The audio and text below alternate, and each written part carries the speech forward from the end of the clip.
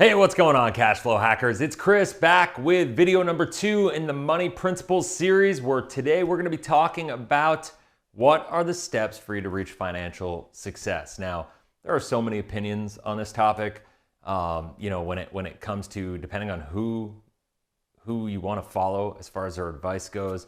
There's Dave Ramsey, Susie Orman, there's Jim Cramer on TV talking about investment advice, and there's me. There's people all over the internet that have an opinion on what you should do with your money.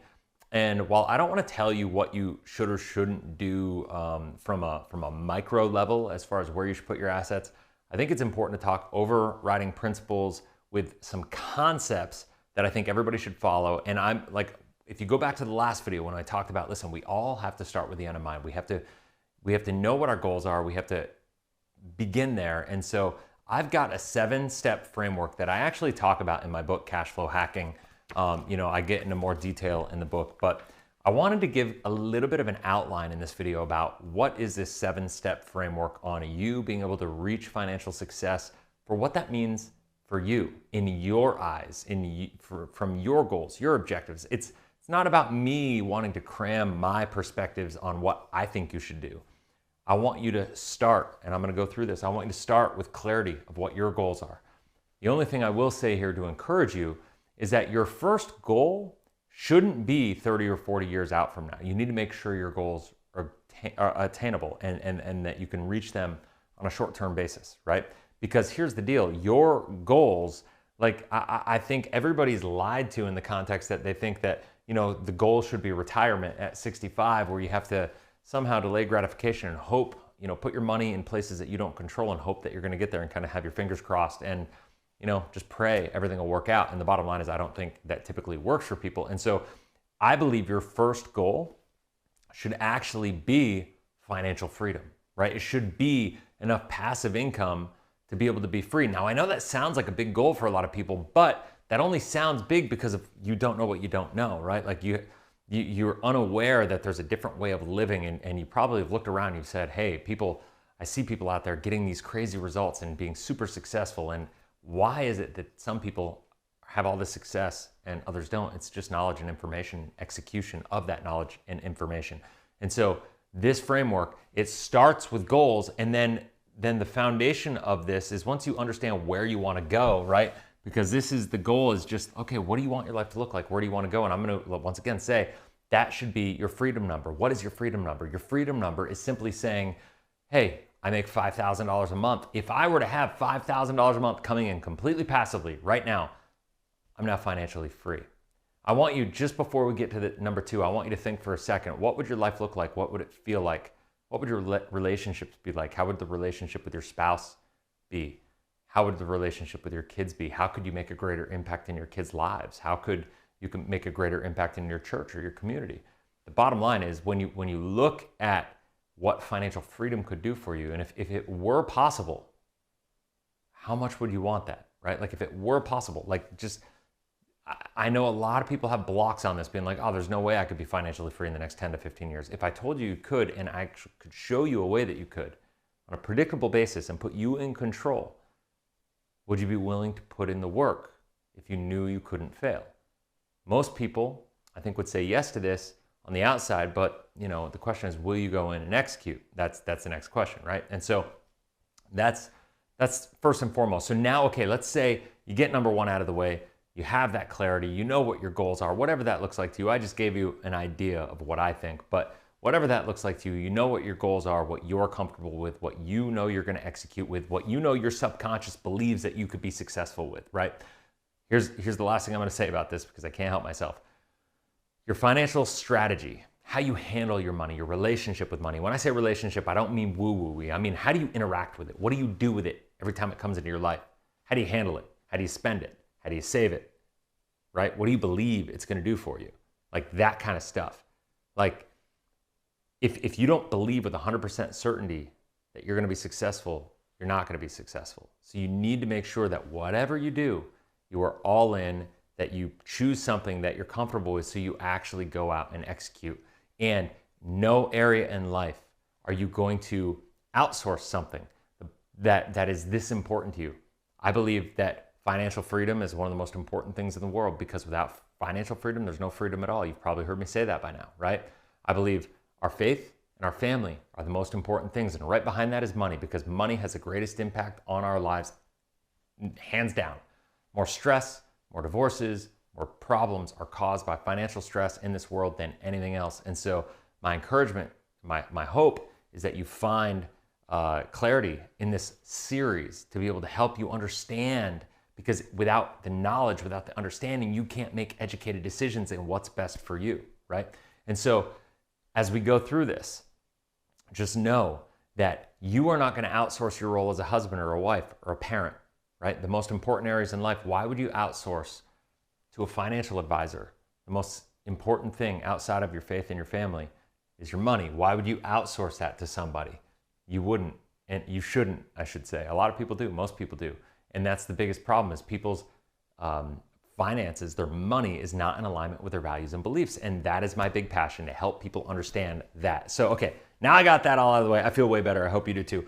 So clarity of goals. So we got that. You're clear. You know where you want to go. You believe in it. You are willing to become who you need to be to achieve those goals. And you understand that you're probably not there yet, and that's okay. You will grow into it, right? Your current situation does not determine your future results. Just remember that, and there's a plan for you, I promise. So number 2, eliminate debt. This is something I think Dave Ramsey does an amazing job with, right? Like, if you watch this channel, you know I'm not a huge fan of Dave Ramsey, but this is an area that he just really knocks it out of the park in. Having toxic debt, you can't have a lot of high consumer debt. I'm not a believer that all debt is bad. I think some debt is actually really positive if you are who you need to be. If you've grown into becoming who you need to be able to handle the responsibility that comes along with that debt and utilize it properly to create leverage, that's what debt's all about. So then number 2, you need to eliminate the debt. Once you eliminate the debt, and at the same time a little bit, you want to save money. But here's the deal. You notice, save money to invest.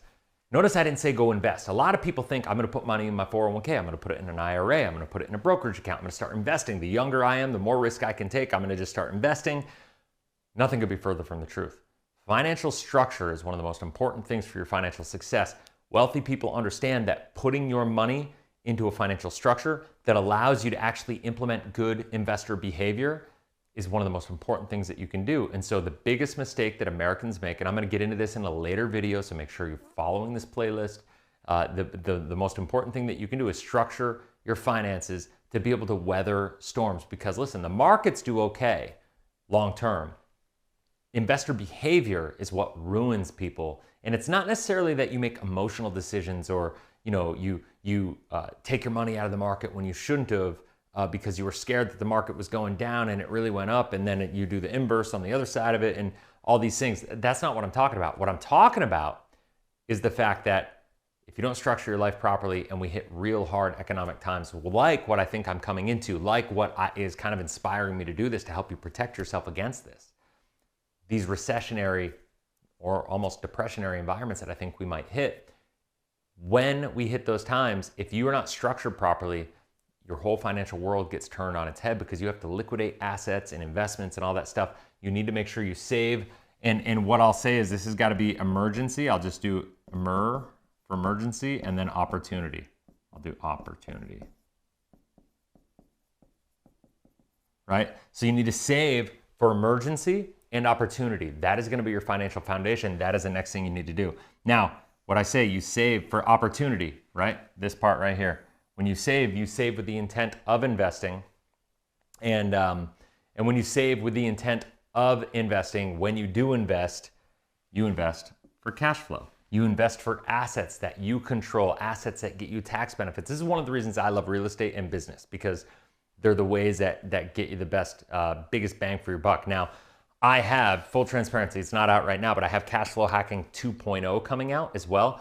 I would get this book if you're somebody that's sitting on some money right now and you're like, how do I optimize it? How do I maximize even $30,000, $40,000 that I have? And how do I optimize my savings moving forward to protect it from what's going on? This is going to be a great book for you. If you're for somebody who, is starting with less and is looking to do, to be able to implement a track to get moving forward, my new book, Cash Flow Hacking 2.0, is going to be a huge, huge help for you in that context. So when you invest for cash flow, you invest in assets that you control, assets that you get real tax deductions and benefits from versus just tax deferrals, like we get in a qualified account.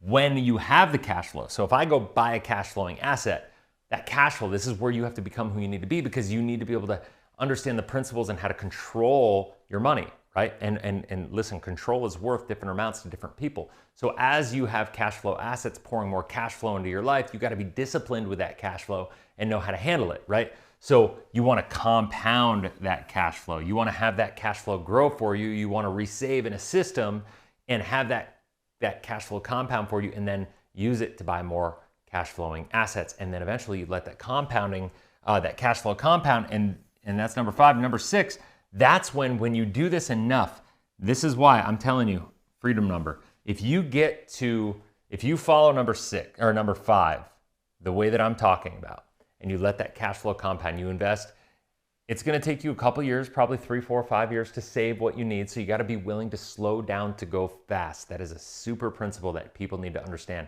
It works in business, but it means that's what saving to invest is, because when you save, you're building yourself up, the financial foundation. You're putting yourself in the position to be able to act like a real investor, not a speculator. Speculators lose, investors win. And so by putting yourself in a position to be a good investor, you're going to allow it to compound. And when you do this, like I said, slow down to go fast. Even if it takes you 4 or 5 years to get going, within 10 or 15 years at the most, you should be able to reach your freedom number and have passive income enough to be able to retire you from your job. Now, whether you stop working or whether you keep working, that's totally up to you. But imagine if you were job optional. Imagine how much your life would be different if you knew on a guaranteed basis you had enough money coming in every single month. What would that do to you? I believe if everybody in the world knew what I knew about this kind of cash flow investing, the world would be a different place, right? People would have way more control over the results in their life. They'd grow into who they wanted to be. They'd grow into who they knew they needed to be, because the bottom line is, what would you be willing to do if you knew in the next 10 to 15 years you could be financially free? That's what I want you to understand this whole series all about, so you have the ability to make educated decisions. And so you reach your financial freedom number, and then if you do that, now if you retire, you can keep it compounding, you do whatever you want, but then ultimately a dream without a plan, a goal without a plan is just a dream, right? But if you have a goal with a plan, you can actually accomplish your dream, right? And that's what it's all about. And this plan, if you do this, when I think of dream number, I think of like, what's the impact that above and beyond just me living my greatest life, what is the impact that I can make in the world around me, in the community around me, in my church, in my kids, in my legacy, my great, great, great grandkids? What can I do to pass it on? And that's what it's all about. So these are the 7 steps to financial success. Now, I'm going to talk about this some more as I go through the playlist. I'm going to get into a little deeper into each area, but I think this is a good overall foundational start for you to understand this 7-step process. And of course, if you want more detail, get a copy of my book, Cash Flow Hacking. You can go to Amazon, get it for $20, or you can go to cashflowhackingbook.com. I'll put a link in the description below. You can get it for $8.95. All I'm asking you to do is pay for the shipping and handling that I pay the distribution house in Oregon that ships them out. If you can cover that, I will cover the cost of the book. And so that is that. So anyway, I hope it makes sense. If you have any questions, comment in the comment section below. And as always, have a blessed, inspirational day. We'll see you on the next video. Take care.